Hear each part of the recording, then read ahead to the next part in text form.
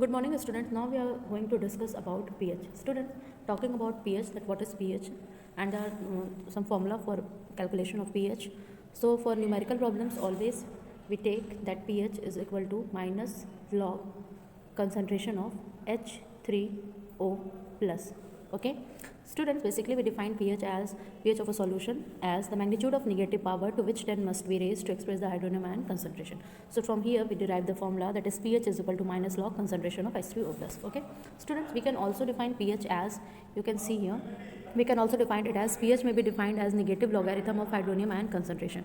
Okay, we can also call it as negative logarithm of hydronium ion concentration, or we can also define it as the logarithm of reciprocal of H3O plus ion concentration. And students, we must know about the pH scale. So you can see here the pH scale.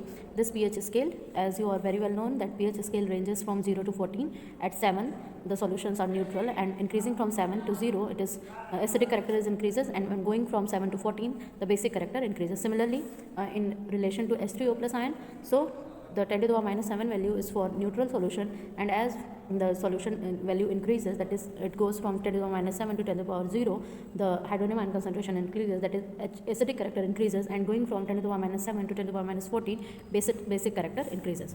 Okay, student, one more thing is here, that the relationship between Ka, Kb or Pka and Pkb. So students, for this what we write down that Ka into Kb is equal to Kw.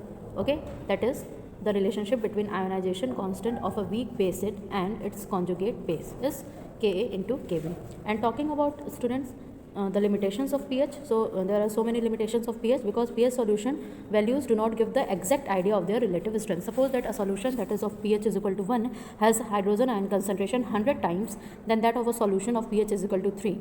Okay, and it is not 3 times. So these are the inconvenience or limitations of pH scale. So this is all about today's lecture. Thank you, class.